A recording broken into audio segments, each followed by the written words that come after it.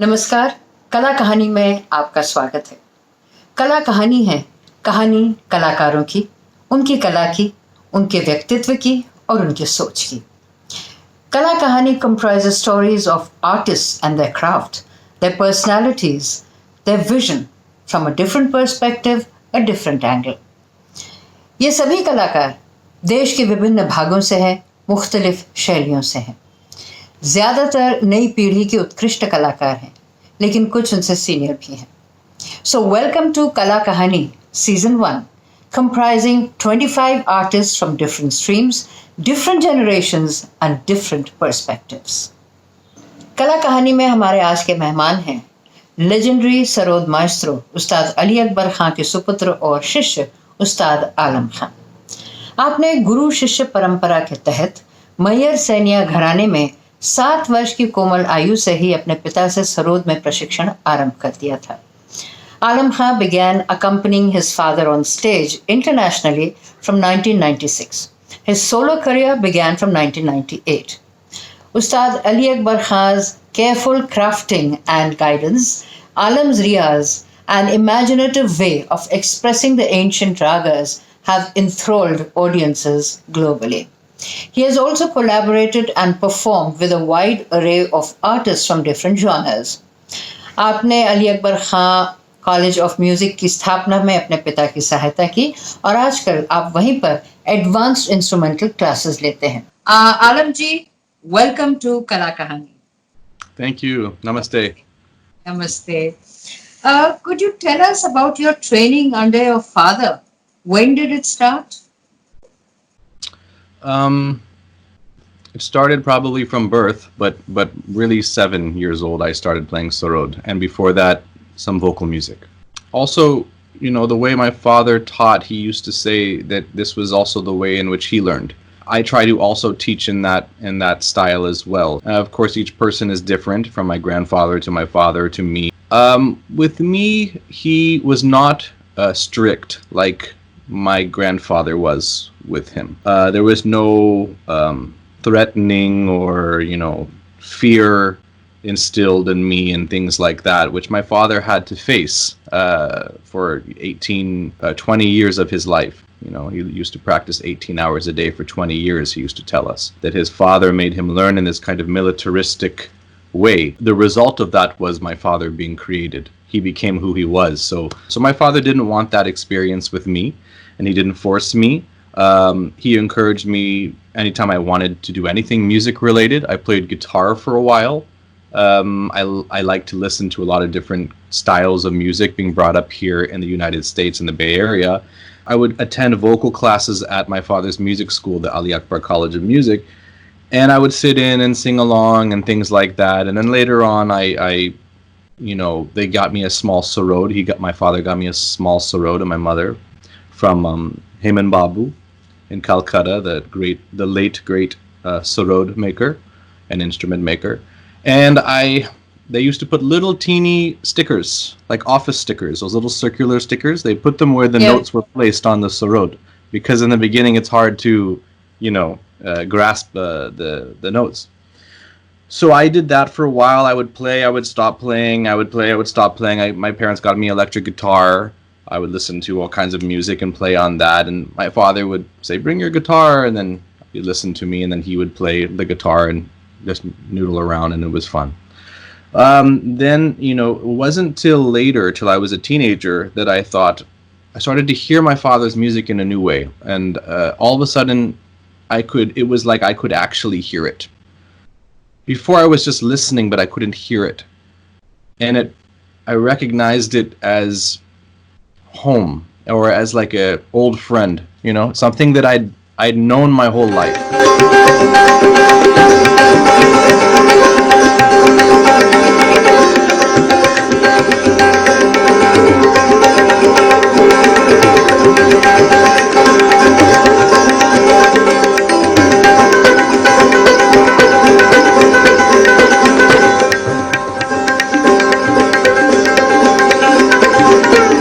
I realized, the power in the music, and what kind of maestro and amazing person I had as my father. Brilliant. incredible figure. So after that, I fell into, Indian classical music very deeply, and I never stopped. And as I got more serious, my father got more serious, and he would train me more seriously. He would train me at home. He would train me with all the other students at the Ali Akbar College of Music. And like that, I would be in class with all of these advanced students, his, students that have been there for 20 years studying. And he's like, come on, just try and play. And I would go home in despair because I couldn't play all these things. Everyone is just playing all these brilliant compositions. And my mother used to say to me, I felt many times I can't do this. It's too hard. And she said to me, the difference between people that go forward and not is simply those that give up and those that don't. So I didn't. And with her support and my father's guidance, I kept on going. And then he started to bring me on the road as a tanpura player, of course, as is the custom. And then I began to do solos when I was 16 and onward. And I never looked back. But my father, for me, he always gave me tremendous amounts of love. It's a unique upbringing that I had, an experience with my mother and him being my parents, both from very vastly different worlds and time periods and all that. Could you tell us about some memories accompanying your father on stage? The first time I was playing tanpura, and I was one of my father's like one of his senior most disciples, James Pomerantz. He used to tour with my father everywhere. Everyone, if you had seen a concert with my father in the 80s or 90s, you would have always seen Jimmy. We called him Jimmy, and he was a sitar student. And so I had Jimmy there with me, and he was looking at me, and he's like, "Okay, let's synchronize our tanpura, at least in the beginning." And I would just stare at Jimmy's hand and watch how he was playing the tanpura. And I had Shapunji there on stage and my father, and it was very familial, and as it is with a lot of Indian classical families and people starting out performing. So I wasn't so, of course, nervous a bit. I'll say that also before then, even when I was a younger child, even in India, I would sometimes sit on stage with my father. There's a story of my mother would tell me, and I still kind of remember it. In Calcutta, I decided to sit on the stage like a big kid with my father and everybody, the troupe, and this concert went on for so long. It was a Kolkata audience. Everybody was my father was in the mood. Everybody, I think it was like 4 hours or something like that.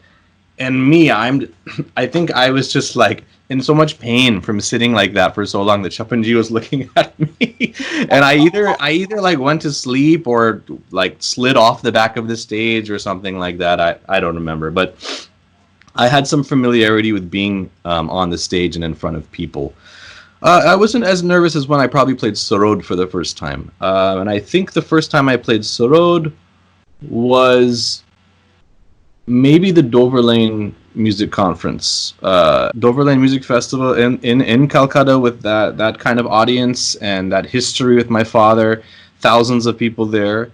But at that time in my life, I was playing a fixed composition, so as most young players do, and I practiced that composition tremendously, just like you would if you were playing Western classical music, and it was a very positive memory, but of course there's stage fright and things like that, and I still get nervous to this day. Tell me, when did you switch from fixed composition to the Khula Hindustani Sangeet as it is?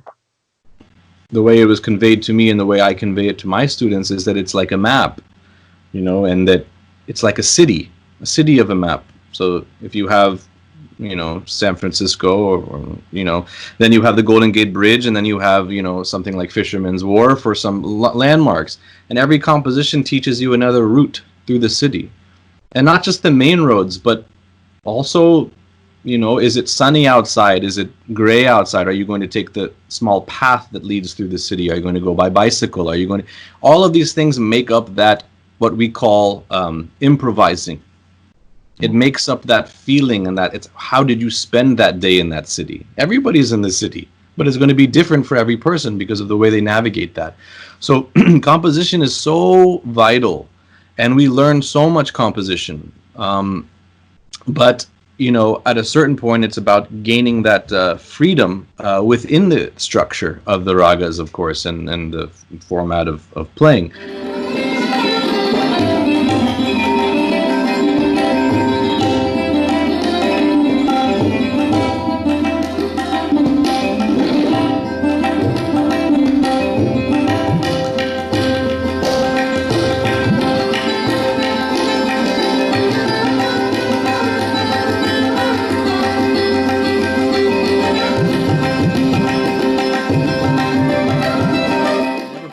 fixed. Actually, after that first concert or two, I never played anything fixed. Not only, when people are performing, they say, okay, I'm going to play this composition by such and such, this bandish by such and such. But, is it just the gut? Is it just the astayantara? What is it? Is it all the improvisations? Because a lot of times it seems things are calculated. I truly do not play anything that is fixed, besides the gut. And perhaps the gut I'm even modifying and changing on the spot as well.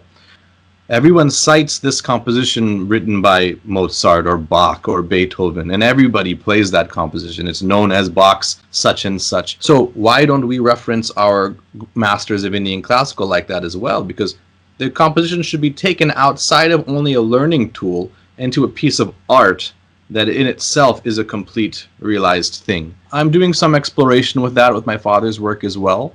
When did you first come to India? Yeah, I started when I was 2 years old, and really the first trip that I have some memories from when I met my grandmother when I was 2 or 3 years old. It wasn't until I was 7 that I really start to remember things. I had probably started Sarod at that time, was primarily with my mother and my brother at the the apartment we were staying at, while my father would go off and perform with my late brother, Danesh Khan. They would go travel and perform and all that. So I still wasn't in the whole world of everything. I was kind of a family on the side kind of thing. The first tour where I started to perform classically with my father, Sarod, I think I was 13 or 14. And I believe that was the Dover Lane tour. And, everything changed when I did that, because it was a whole other experience being in India, seeing all the other students, musicians, the energy that was there, being challenged, being inspired. I had my father with me the whole time in America, of course, and he brought all of this to me, and this whole picture he painted. But it was just the music. When you put the music against the backdrop of India, it creates a different experience, which is vital. Accompanying him was, one of the greatest blessings that I've been able to have in this life, and I only wish that I could play with him now at the level that I have reached musically. I truly wish that I could speak with him musically. My father used to say that, lions don't teach their cubs in the home. They teach them in the jungle. So that's what the stage was like. What I really miss, and what I took to heart a lot, was playing for certain audiences and seeing the love that they had for my father. I wasn't alive for so much of this stuff, that it was already a full life of performance that had happened before I was even born. That kind of atmosphere, there's nothing like it. You have to experience it to really get that. And that's important, So it was challenging, it was scary, it was very helpful. It was all these things. I only wish I could have played better. I wish I knew I should have done things differently, and I wish I could have continued it into today and with the person I am now, but such is life. You do a lot of concerts in the US and Europe, but how often do you come to India to perform? Yeah, so I used to come to India every year. Even after my father passed, I would come every year after he passed and perform solo. Even when my father was sick and not able to come anymore to India, I was coming. And then the last time I came was maybe, I think, 3 or 4 years back. And I had a son with my wife, and I wanted to spend more time here and not go so far away. And I was actually planning on returning to India and returning my international travels this year, but now we're in the situation with the pandemic, and I have no idea what's going to happen with that. So, tell me, does performing in India pose any challenge to you, or because the audiences here are different, they know classical music very well. So do you think there's some challenge here? no, not really, because when I perform as if I was playing in front of my father. Okay. And same thing, my father, when he performed, he used to perform as if he was playing in front of his father. And he says, if I can play in front of my father, and not be scared to do that. And my father says it's all right, then I can play in front of anybody. I feel like if my father believed in me and told me that I was the one to carry this on, and I was the last one, that's enough for me. The awareness amongst the people that actually know the music here, they're all over. Although nowadays a lot of people have no idea what they're talking about at all, and the trends are going very far in wrong directions or different directions. My father never taught me to speak Bangla or Hindi. We just spoke English in the house, and he was going on tour a lot, and he didn't think it was that important, I guess. I really wish he had, because it's harder to learn when you get older. But he used to teach me to communicate and speak through music. And that's what he did. So Indian audiences, I've had a few times where people would say to me, "Can you speak?" Or they start speaking, and then I said, if it's Bengali, I say aktu, just very small, very little bit. But I said, and then they kind of chuckle and how's this? Let's see what this guy does. This American boy, what's he going to play? Then I get on the stage and I address the audience and I'm sorry, I can't speak to you in Bengali or Hindi, but my father taught me to speak through music. So let me begin. And after I play, then I don't have any complaint about that afterwards. Of course, there's always going to be people that dislike, but what to do about that? Do you find the classical music scene in India open and inclusive? People are excited to hear. They're excited to hear that style. I'm not only Maihar Gharana, that's a concept, that's a phrase, a term that's being used a lot by people, and half of the people that are playing, I don't know what Gharana that is. It's not the Maihar Gharana style that I know. The Gharanas even themselves have taken all these little things, but the style that I play really is my father's style. So it's almost like Baba Alauddin Seni Maihar Gharana. It's be Ali Akbar Khan's name also, because his style, his playing was created from his father's teaching, but it was very much his own. There's no one like him. And so I play in that style. So my Maihar Gharana is not the same as Panditji Ravi Shankarji's or my aunt Annapurna Devi, whatnot. So in that way, I'm playing that, and people miss that, and they want to hear that.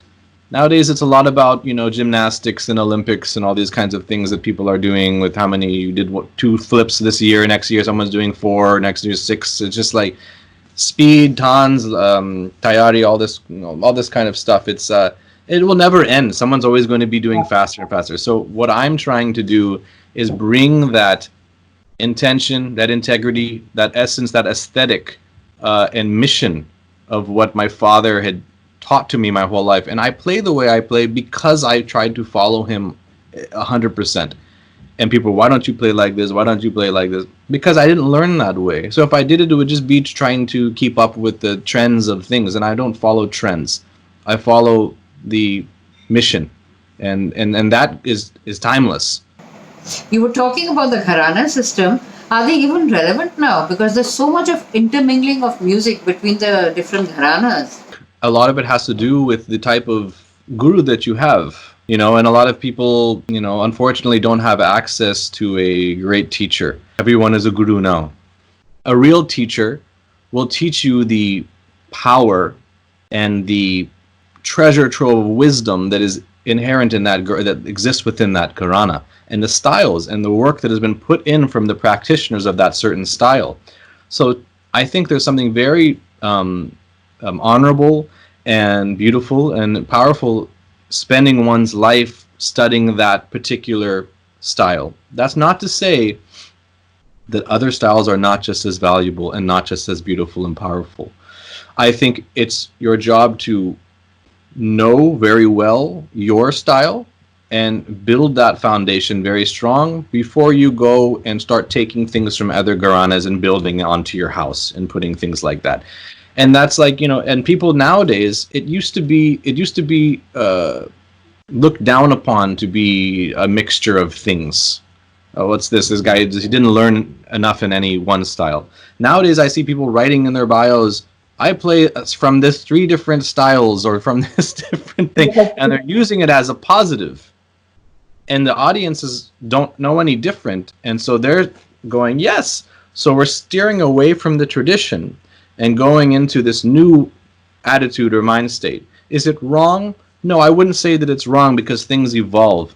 Unless you can unlock things in the way that grandmasters did, following that system, create that magic, that power, then why, before you jump and start doing everything else and saying it doesn't matter to do that, if you never got to that place and that magic and that power, then you're just kind of doing something else, and you're compensating by taking a bunch of different things and putting it all into one, because you never got enough of one. Which Indian musicians do you admire and listen to? I really mainly listen to my father's music, because it gives me something that I don't find in any other playing.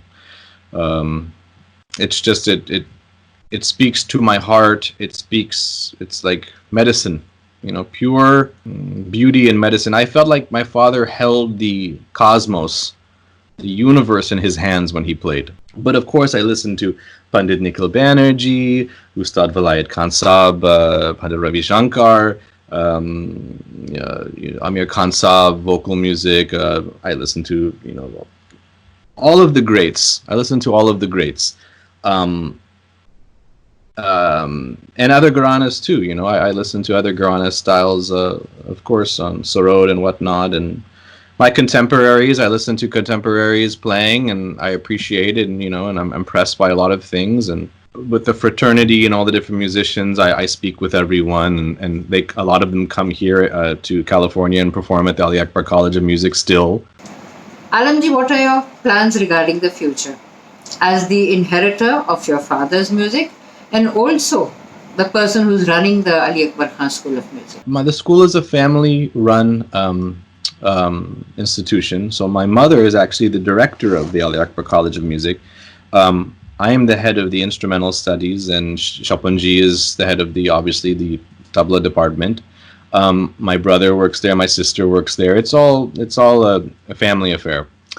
In the college, we have the Ali Akbar Khan Library, which we spent 15 years making, and it was a tremendous undertaking, conceptualized by my mother when my father was still alive. And she said, you always talk about she was speaking to my father, you always speak about this music surviving and not dying, that it should live on.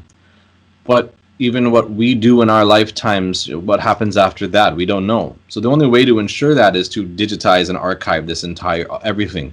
And he said, okay. He was like, oh, recording and putting all that stuff, but he didn't know so much, understand the internet and all these things. And unfortunately, he passed away before it was completed. But he understood the gist of it, the concept. And so what we have is essentially 40 years, 1968 to 2009. Got around 40 years of his teaching at the LA College of Music. So basically, if you go in, we have a full database, many computers set up. You can see the list of ragas from A to Z, like this. And if you click on any of them, it will show you every single time he taught that raga, the tala, the year it was taught, which type of class. Was it sarod, mixed instrumental, sitar, bow and flute, violin, vocal. So 40 years of vocal and instrumental compositions, all different things. Everything will show up. And then you have the notation and the audio. So you can listen to my father teaching this exactly from his voice. And on top of that, we have video for many years of my father playing. If you push play on the player and you leave and you come back a year later, the audio will still be playing. That's how much audio we have of my father teaching. And this is full composition, alap, drupad, khyal, vocal, instrumental, everything. Concerts, we have thousands of concerts. We have all kinds of things like that. I'm always there teaching and composing a lot of music for different productions and for film and for dance and for other projects and whatnot, and doing things with string quartets, Western string quartets, and just very busy trying to do whatever I can to leave behind, my whatever is my music. What do you like doing in your free time? I like going into nature. Music and nature are two of the most beautiful and most powerful things on this planet. So I like to do that and spend time with my son and my wife, doing things like that. I love watching movies, and I like good food. I like to cook. I cook Indian food. Last night I cooked keema, dal, and Bengali cabbage. But I also cook fish curry, chicken curry, lamb curry, of course dal bhat, and all things like that. My father was a really tremendous cook, and everyone that knows him knew of his famous dal recipe. And he used to learn. He told me the only place that he felt he could get away when he was a child was in the kitchen in Maihar, and he would go hide in the kitchen and sit with his mother and the cooks and all that stuff. And he was a fantastic cook. He taught my mother a lot. My mother's father, my grandfather on my mother's side, was also a chef professionally. So my mother also could create all of these things, and then she learned from my father all these things. So my mother actually gave me all of these recipes, and my father as well, and we used to have all these nights we'd cook with the students, and my father loved to cook. And it was every time I cook I think about my father and people that are no longer with us. And it like music, it I feel it in my heart when I do that. It just reminds me of all of that. Alamji, I hope you come to India very soon. I look forward to listening to you on stage in India. Thank you. I hope so too. I don't know when I'm going to taste your cooking, but I'm sure that's not very good compared to what you have, but it's okay. It's okay. But we really look forward to your coming to India soon and playing here and listening hope to that happens. Inshallah, I really hope that happens. I would love to come, and I just hope that everything gets more smooth for everybody, and everyone is safe and healthy and happy, and we can resume, doing all of these things, and I can return. So thank you very much for having me and for inviting me to speak on this show. Thank you so much. ये तो था कला कहानी का आज का episode. अगले episode में आपसे फिर मुलाकात होगी एक और कलाकार के साथ। So until we meet again, from all of us at Kala Kahani, it's goodbye and namaskar.